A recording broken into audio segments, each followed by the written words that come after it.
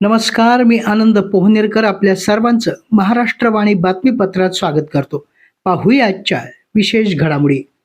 परभणी शहराच्या सर्वांगीण विकासाच्या कामांना सुरुवात झाली आहे. खासदार संजय जाधव यांच्या सातत्यपूर्ण पाठपुराव्यानं उपमुख्यमंत्री तथा नगरविकास मंत्री एकनाथ शिंदे यांनी परभणी शहरातील 110 कोटीच्या विविध विकास कामांसाठी मंजुरी दिली आहे. पहिल्या टप्प्यामध्ये परभणी महापालिकेसाठी 20 कोटींचा निधीचा शासन निर्णय आला असून उर्वरित निधी लवकरच प्राप्त होणार आहे.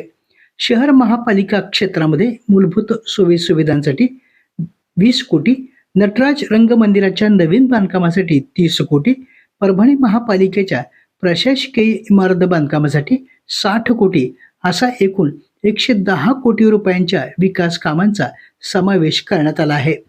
नगर विकास विभागाने महापालिका क्षेत्रामध्ये मूलभूत सोयी सुविधांच्या विकासासाठी विशेष तरतुदी अंतर्गत निधी दिला आहे. यातून शहरातील विविध प्रभागामध्ये रस्ते, नाल्या, पथदिवे तसेच इतर मूलभूत सुविधा उपलब्ध करून देण्यात येणार आहेत. त्याचबरोबर महापालिकेच्या स्थायी समितीच्या बैठकीत सभापती प्रतिभाताई अतुल सरोदे यांनी शहरामध्ये समांतर पाणी पुरवठा योजना, भूमिगत गटार योजनेचे नवीन प्रस्ताव शासनाकडे पाठवण्याचा ठराव घेतला होता. या प्रस्तावाला उपमुख्यमंत्री तथा नगरविकास मंत्री एकनाथ शिंदे यांनी मंजुरी दिली आहे. या अगोदरच्या योजनेमध्ये समांतर पाणी पुरवठ्यासाठी 150 कोटी आणि भूमिगत गटारासाठी 450 कोटीचा निधी होता. हा प्रस्ताव रद्द करण्यात आला.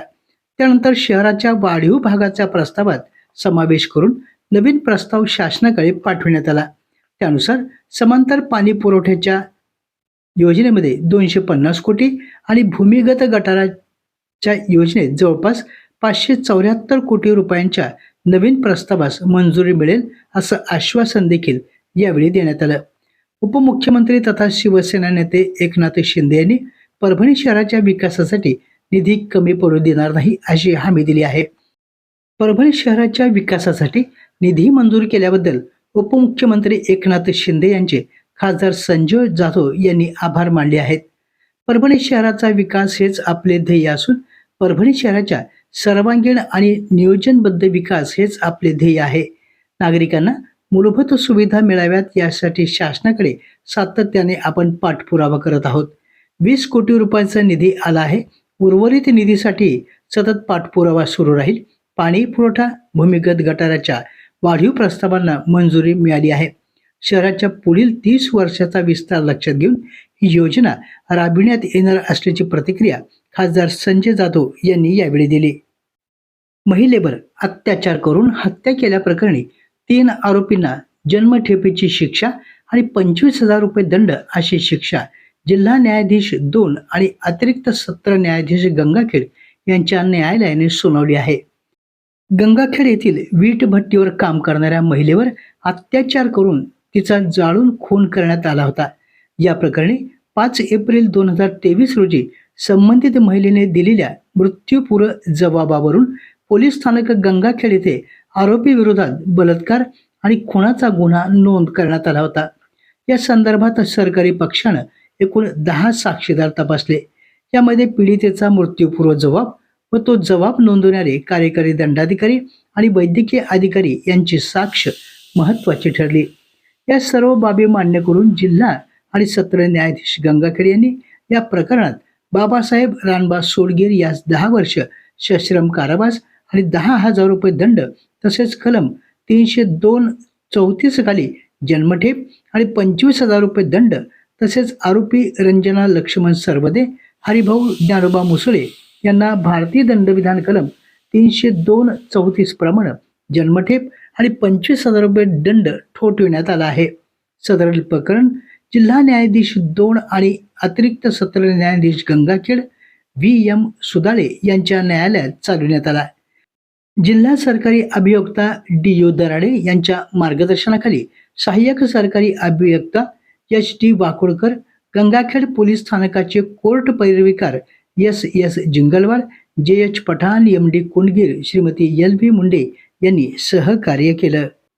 विशेष सखोल पुनरीक्षण अर्थात SIR कार्यक्रमामध्ये मतदान केंद्रस्तरीय अधिकारी अर्थात BLO यांना गणना फॉर्म अचूकपणे भरून द्यावे आणि मतदार यादी अचूक आणि अद्ययावत करण्यासाठी सहकार्य करावं असं आवाहन विभागीय आयुक्त G. श्रीकांत यांनी केलं आहे.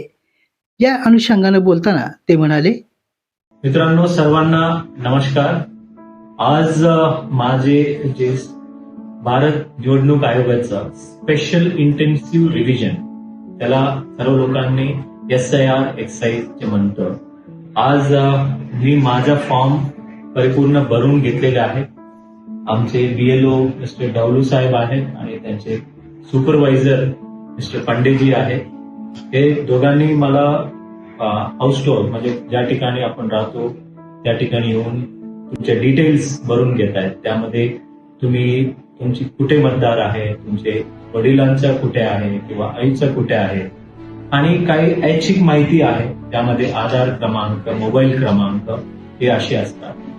कारण आपण भारत सर्वात मोठा लोकशाहीचा देश आहे आणि या लोकशाहीला बळकट करणे आणि प्रत्येक मतदार यादी अचूकपणे असणे हे आपल्या सर्वांची कर्तव्य आहे. त्यामुळे मी सर्वांना आग्रह करतो की आपण आपल्या SIR एक्साइज मध्ये आपण सहभागी व्हा.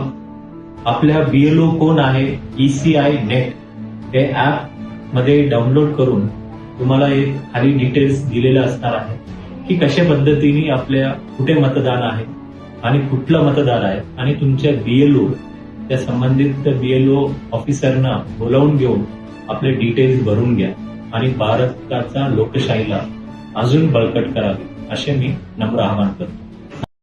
आपल्या जिल्ह्यातील अपडेट बातम्या पाहण्यासाठी आमच्या महाराष्ट्रवाणी या चॅनलला लाईक करा, सबस्क्राईब करा आणि शेअर करा. धन्यवाद.